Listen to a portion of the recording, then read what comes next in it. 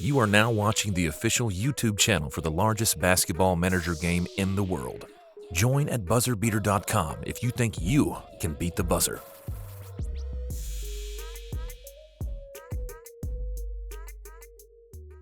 What is going on, everyone? Welcome back to Bubbles BuzzerBeater, the official BuzzerBeater YouTube channel. Today I wanted to go through just how I game plan for BuzzerBeater Madness games. And as most of you know, the BuzzerBeater Madness has entered its knockout stages. So if you check your BBM tournaments pages here, you'll see that instead of the standings view, we are now in that bracket where it's a single elimination. So the Bubbles Exploded Utopia team actually finished as the number one overall seed in tier number 10. And if you look at the bracket, a lot of the games have already ran for today. So you can see a lot of the results down there. My game is actually one of the last ones to be played since USA has a later league or start time. But yeah, I just wanted to go through how I game plan for BuzzerBeater Madness games, and some of this will tie into how I game plan for like every game. There's also some aspects that are a little bit different than if you're scheduling or like game planning for a league game.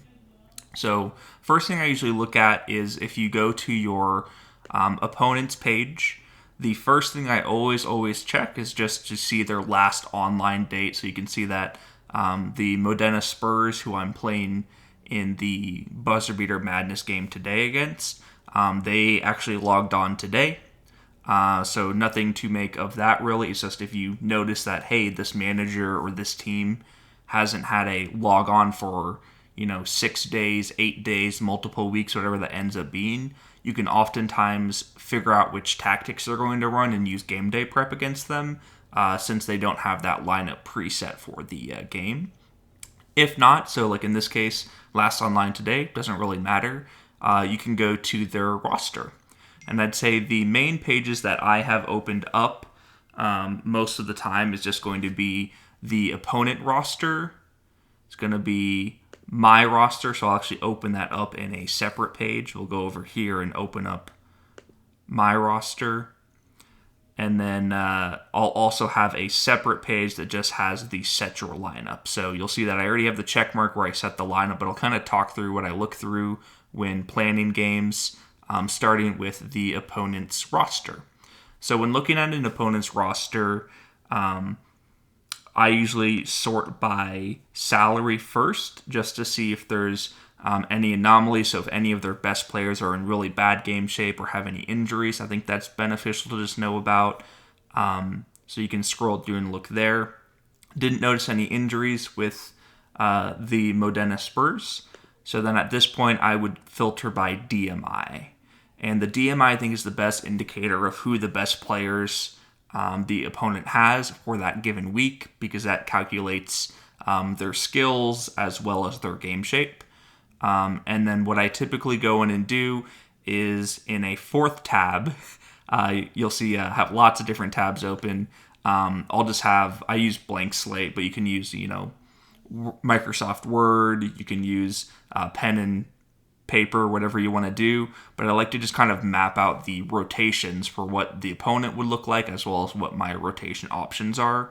And the way that I figure this out is I'll just start up at the top.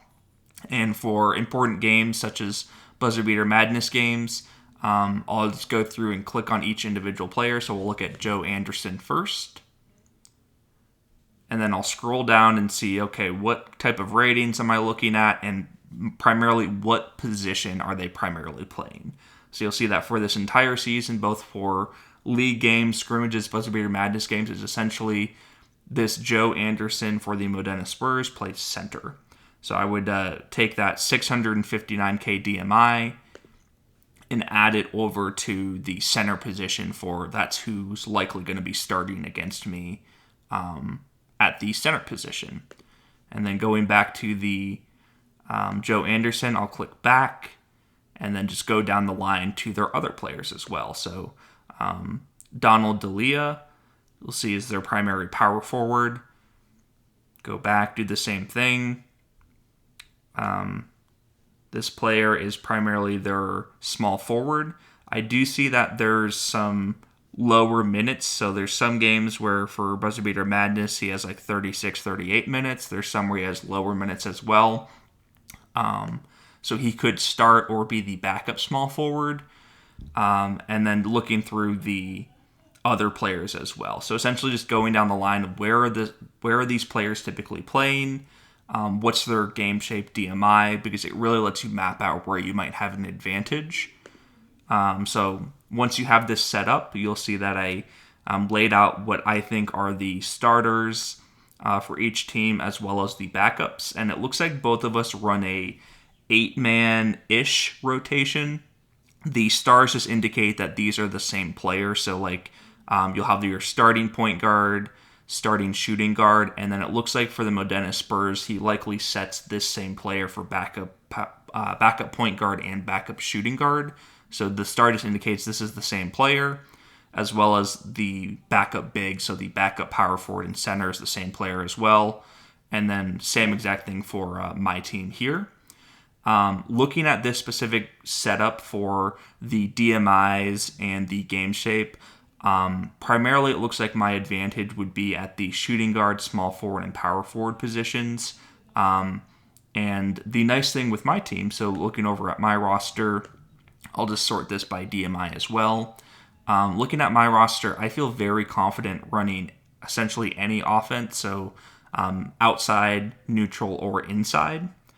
And this is actually a player that you might have not seen before. This is the center that I picked up for this BBM run and to use next season onward.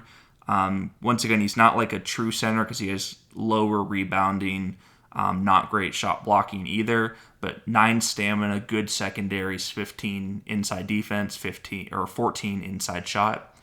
But I'm essentially comfortable running any offense, so I just wanted to look at what offense would probably work best, and what I landed on was likely doing a motion offense. Big reason for this is their best players are all power forwards, small forwards, it looks like. And then their player that plays a lot at shooting guard is this Marco right here. And he's actually 6'10". So heights always take with a grain of salt because they don't always mean a lot. But looking at the salary and height, I don't imagine that this player has a lot of outside defense. And then their point guard is also in 8-game shape, lower DMI, even though this is technically one of their best players salary-wise. This player looks like they're in mid to low 8-game shape. And I just think that's probably the biggest advantage is a motion offense. So once I have an idea of, okay, I'm thinking this is going to be the setup that I'm looking at, I'm thinking about running motion, what defense should I run?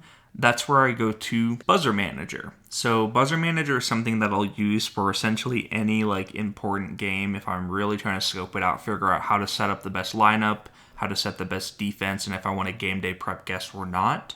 I'll use Buzzer Manager, and then you'll have your like main team as well as your Utopia team if you have one that you can toggle over to. So I'll toggle over to the Utopia team and just click on the Modena Spurs. Get rid of the ad right there. And then the main thing that I'm looking at on here is going to be the game day prep and the strategies tab. So the game day prep right here, I'll go to that first. I like to filter by regular, which is just like the league games, as well as BBM, and then I can apply it. And then first thing I check is, does this opponent use a lot of game day prep, or are they pretty passive, not using a lot of those? And you'll see that of the 22 games, they don't use game day prep in the vast majority of them, so that essentially tells me like I'm good to run essentially whatever offense I think. And then the other thing that I'll check is the strategies. So the strategies, this will pull up the strategies that they've ran for their regular season games as well as their Buzzer Beater Madness. And they actually do a pretty good job. They do what I call is triangle tactics, and I have a video talking about that as well. That you'll see primarily they run patient, look inside, and motion. Well, patient is a balanced slow offense.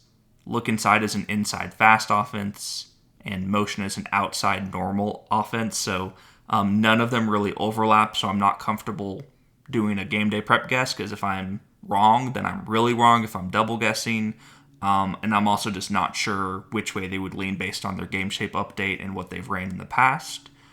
It also shows the defensive strategy, so I'm expecting man-to-man defense, and then they do throw out a 1-3-1 zone, but I think most offenses, if they're a efficient or decent offense, can crush a 1-3-1 zone, whether I run outside, neutral, or inside. So I'm anticipating facing a man-to-man defense, and then offense I'm not too sure on, but this indicates to me that I likely want to just run a standard man-to-man defense as well. Could also look at a box defense, but I don't think they have any like specific player that I need to shut down. It's more like collectively as a team, I think I'm slightly better, so I just want to go strict man-to-man. But yeah, so BuzzerBeater, excuse me. So Buzzer Manager is a really good way to just check on the strategies as well as the game day prep that your opponent might be looking at. And then the other thing you can do as well is sometimes BuzzerBeater Madness is a better indication of which tactics a team runs. So you can always take off the regular filter here, click apply, and then it'll just pull up the BuzzerBeater Madness games that they've played. So you'll see for BuzzerBeater Madness specifically, it's a lot more of patient or look inside. Once again, those are very different, so I don't feel comfortable guessing. But this is what they run for strictly BuzzerBeater Madness games. So essentially that brings me down to just being pretty set on wanting to run motion man-to-man. Other nice thing with BuzzerBeater Madness is you don't have to worry about minutes. You don't have to worry about enthusiasm or effort. All of that's going to be the exact same for the teams because it's a set enthusiasm level, and it's also the minutes don't matter. If someone's injured in the game, that doesn't carry over. So you can be very open with about what you're going to run. You can run slightly shorter rotations, and all of the effort is going to be, or all of the enthusiasm is going to be set to 12 for this as well. So going more specifically into the lineup or the setup that I'm running, same exact setup that I run for most of my tactics is going to be Granger at point guard. And the reason he's at point guard is because he's one of the few people on my team that can actually pass. He has 8 passing, decent handling and driving, so he's going to be our point guard. And then I have our other starters who are these are like the best 5 players on my team. Scrolling down for the backups, I do have David Lawton as my backup point guard, where he has only 6 passing, but a lot more handling and driving, where he can get by in backup point guard minutes. He's also my backup small forward because I only run like an 8-man rotation. And then for shooting guard, I have my 2 players that have decent jump range, more than decent for Le Crimson Chin actually, but they have good defense. The caveat with them is that they have 3 stamina each, so the stamina for them is a little bit weaker, which is why I wanted to keep Mollard at backup shooting guard. That way, when LeBeau gets tired, Mollard can go in right away, and it's just like a standard swap out rather than having one backup for 2 positions like I do for point guard and small forward. And then the nice thing is for the 2 big men on my team, which I'll go to the roster to just show you them, the center has 9 stamina, and the power forward has 8 stamina. So I'm more than comfortable with setting a 7-game shape player. This is one of my players that didn't get great minutes over the All-Star break. So not great there for 7-game shape, but he's going to be the backup power forward and center. And then I'm more than happy with getting my starting bigs 38-40 minutes each, and then just subbing Mikowski in when they get tired. I do also have Jarrett Laws, who's a little bit worse than Mikowski, but he's in 8-game shape, so I have him set as reserve power forward and center just in case there's any injuries that occur. And then you'll see I just like to swap around some of the reserves for, if there's any injuries, it just gives you some nice reassurance if you're setting up different reserves in different positions. You'll see motion man-to-man that I set up with no game day prep, as I mentioned. And then for Buzzer Beater Madness, I usually do let coach decide. So there's always these options of coach picks from depth chart, follow depth chart, let coach decide, depth chart until fourth. For Buzzer Beater Madness, I think letting the coach decide just gives the game engine a little bit more wiggle room to help you out. If you are training for league games, I'm usually following depth chart for league games just so it doesn't mess up any training minutes. But for Buzzer Beater Madness, since minutes don't matter, letting coach decide is what I'd recommend. And then always for foul trouble, let them play if it's a must-win game, because at that point you just want to risk it. If they foul out, they foul out. But I always say let them play rather than sitting them. And then you'll see the defensive matchups as well. This is where I was tempted with switching the point guard and shooting guard, because my point guards would have 14 outside defense and 14 outside defense for Granger and Lawton, whereas the shooting guards would be Le Crimson Jin, that has 15 outside defense, and Mahler, that has 16. However, both of them do have weaker inside defense, and they're in 8 game shape opposed to 9.